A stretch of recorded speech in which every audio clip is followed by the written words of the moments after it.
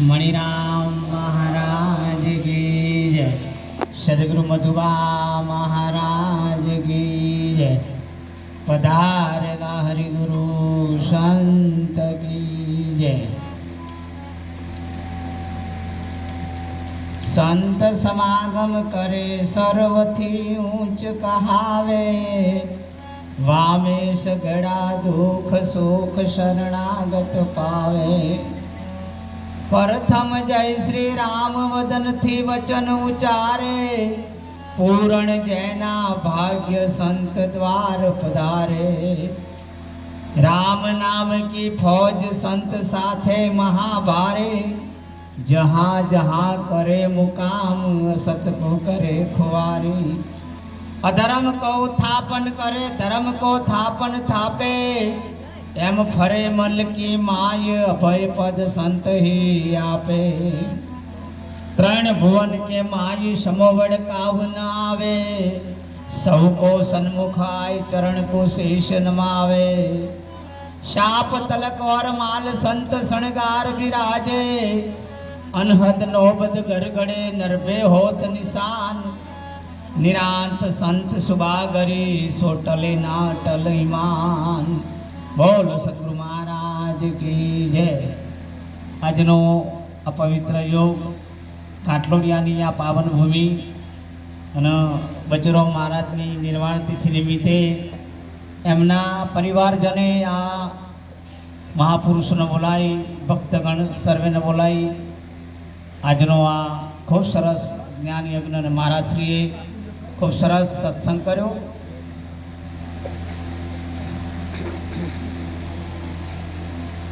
છેલ્લા આ શ્લોકની અંદર કીધું કે નિરાંત સંત સુબાગરી સો ટલેના અટલ ઈમાન। ઈમાન એટલે સાહેબ તમે સદગુરુના શરણે જાઓ અને સદગુરુ જે વાત તમને સમજાવે જીવન જીવવાની કળા વિશેની અને એ તમારા જીવનની અંદર તમે જ્યાં સુધી સદંતર આ તમારે યાદ રાખવું પડે એટલે ન ટલે અટલ ઈમાન। એ ઈમાનમાં આવી જાય છે આપણી વાત સદગુરુની વાત કે તમે ક્યાંથી આ ક્યાં જવાના નહીં રહી તમારે શું કરવાનું। આ સદગુરુ પરમાત્માના દ્વારે જાઓ એટલે તમને બતાવો। કારણ કે માતા પિતાના શરીરથી આ આપણું શરીર મળ્યું બુદ્ધથી પણ સાચું જીવન તો તમે આવા જ્ઞાની મહાપુરુષોના શરણે જાઓ ને તો જ મળે છે। કારણ કે બાળકનો જન્મ થાય એટલે પેંડા વેકાય સાહેબ। બાળકનો જન્મ થાય એટલે પેંડા વેકાય પણ એ બાળકને ખબર નહીં કે પેંડા વેકાય છે। બાળકને ખબર છે નથી પણ આપણે મોજ દરેકે આપણે કરીએ છીએ અને એ બાળક જીવન જીવી 80 75 80 90 100 વર્ષે જ્યારે એનું શરીર છૂટી જાય એને લાડવા ખવાય। એ લાડવા કોણ ખાય? આપણે જ કહીએ। એ જે મનનાને તો ખબર જ નહીં કે મારા લાડવા ખવાય છે। જન્મ થાય એટલે પેડા વેકાય એમને ખબર નથી। જ્યારે શરીર છૂટી જાય મૃત્યુ થાય એટલે લાડવા ખવાય મોજ કરાય એ પણ ખબર નથી। પણ જન્મ અને મરણ વચ્ચે જન્મ અને મરણ વચ્ચે જે જીવન જીવો એ જ તમારો મનુષ્યનો સાર છે। જે જીવન જીવો એટલે કીધું કે તને મળ્યો મનુષ્ય અવતાર માંડ કરીને તે ભજ્યા નહીં ભગવાન। હેત ધરીને અંતે ખાઈશ જમનો માર પેટ ભરીને। સાહેબ આ મનુષ્ય અવતાર છે ને એક એવી ઈઓની છે ચાર જીવની ખાણી પશુ પક્ષી અને જળચર એટલા જળવરે આ ચાર જીવ ત્રણ જીવો અને આ ચોથો જીવ આ મનુષ્ય જીવ અને એનામાં બધું જ મેલ્યું પાવર મેમોરી મારું તારું બધું જ સુખ સાહેબી બધું જ। કોઈ પશુ પક્ષીને ઈચ્છા થઈ જાય કે મારા હોય ભજનમાં બેહવું અને ઈચ્છા થાય તો હોય ભજનમાં કોઈ બેહવા દઈએ આપણે? કોઈ ના બેહવા દે। પણ એક મનુષ્ય જે એવો એક અવતાર શ્રેષ્ઠ યોની કીધી અને એની અંદર જો આવા જ્ઞાની મહાપુરુષોના શરણે જઈને એમને આ જમસમી વાતને સમજી જઈએ તો જ આ મનુષ્ય અવતારનું સાર્થકતા ગણાય છે સાહેબ। એવું આ જ્ઞાની મહાપુરુષોનું કહેવું છે। કારણ કે આ મનુષ્ય અવતાર તમારું છે ને રત્ન ચિંતામણી, આવો આ દેહ તમને મળ્યો છે કે દેવોથી પણ દુર્લભ, દેવો પણ યાચના કરી રહ્યા છે કે પરમાત્મા મને આ મૃત્યુ લોક ઉપર તમે જન્મ આપો, અમે 8 વર્ષ 32 ઘડી તમારી પૂજન અમે સેવા કરીશું, ભજન કરીશું, એ પણ નથી મળતો. અને આપણો અત્યારે હાલ ચાલુ વર્તમાન કાળમાં મનુષ્ય અવતાર મળી ગયો છે. અને એ મનુષ્ય અવતાર એડે ના જાય એટલા સંતો રાત દિવસ જાગરણ કરે છે અને આ જીવોને જગાડવા માટેનું કામ કરે છે. પણ સાહેબ, આપણા એક ભારતની નારી એને 27 વર્ષે ગુરુ પ્રાપ્ત થયા હતા, તો એમને કીધું હતું કે મને તમે મોડા મળ્યા ગુરુજી. 27 વર્ષે પ્રાપ્ત થયા તોય મોડા મળ્યા છે એવું કીધું હતું. અને એને ભજન ગાયું હતું કે હરિ વસે હરિના એ જન્મારે, એ તમે શું કરશો જઈ વહન મારે.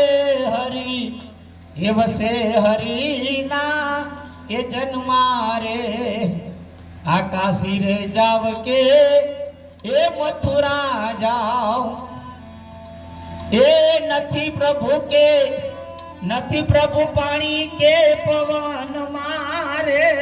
હરિ એ વસે હરિના જન્મારે. આવું આપણી ભારતની નારી મીરાબાઈ સંત રોદાસના શરણે ગયા ને એટલો બોલ્યા હતા. હે હરિ વસે હરિના જન્મ, તમે શું કરશો જે વનમાં. અને આપણો તો 60 વર્ષે 70 વર્ષે 80 વર્ષે મેર નહીં પડતો કે ના હજુ તો બાકી છે, કે મારે હજુ બાકી છે. એટલે આ યોગ છે ને એ મનુષ્યનો ખરેખર ખૂબ સરસ યોગ છે.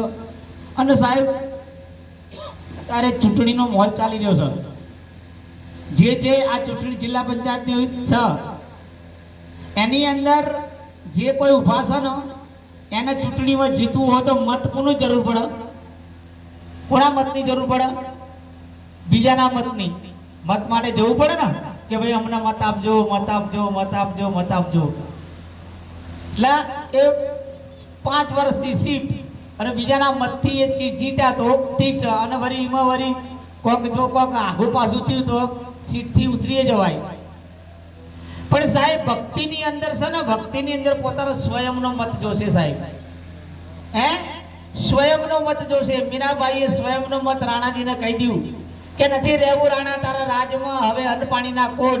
હે મેલો વાળા વેલા હંકારો જાવું કોસો દૂર, રાણાજીના રાજમાં હવે અન્ન પાણીના કોડ. કારણ કે ખૂબ રંજાડી મીરાનો ત્યાં સુધી સહન કર્યું. પણ જ્યારે એના સદગુરુના ગાઢ દીધી ને ત્યારે મીરાએ કીધું કે બસ જે મારા જીવનના મારા પરમાત્મા જેને મને મારું જીવન સુધાર્યું અને એને તે ગાઢ દીધી કે હવે તારા જે રાજમાં મારે નથી રહેવું. કારણ કે એને ભક્તિનો મત આપી દીધો હતો કે હવે મારે આ ભક્તિ સિવાય મારે બીજું કંઈ જ નથી કરવું. એટલે સ્વયંના મતની જરૂર પડશે.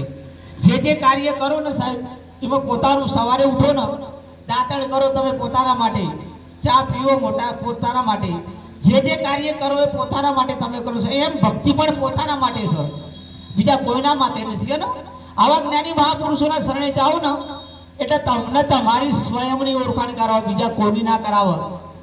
કારણ કે આ ગુરુ છે ને, ગુરુ ગુ એટલે અંધારું ને રૂ એટલે અજવાળું. ગુરુ અંધારામાંથી અજવાળામાં લઈ જાય એ ગુરુ, અને અંધારામાંથી અજવાળામાં લઈ જાય ને તમને તમારી ઓળખાણ કરાવે એ સદગુરુ. અને એ 7મું સ્ટેજ થઈ રહ્યું. કારણ કે પ્રથમ ગુરુ માત પિતા, પછી દયણ ગુરુ, શિક્ષણ ગુરુ, આપણને જે વિદ્યા ભણાવે ને એ પણ ચોથા ગુરુ છે. પછી રાહ દેખાવે 5મા ગુરુ, કોણ ફૂંકા ને તમને કે ભાઈ અમની પૂજા કરજો ને અમની આ પૂનમો ભરશો ને, આ બધા 6ઠ્ઠા ગુરુ. પણ આ બધામાંથી મુક્ત કરાવે 7મા ગુરુ. અને એ જો ગુરુ તો એનામાં મળી જાય અને જો થઈ જાય તો ખૂબ આપણું જીવન ધન્ય થઈ જાય છે. એટલે જ્ઞાની મહાપુરુષો ખૂબ છે, દરેકના આપણે સાંભળવા છે. આટલું બોલી મારે વાણીને વિરામ આપો. બોલો સદગુરુ મહારાજ કી જય.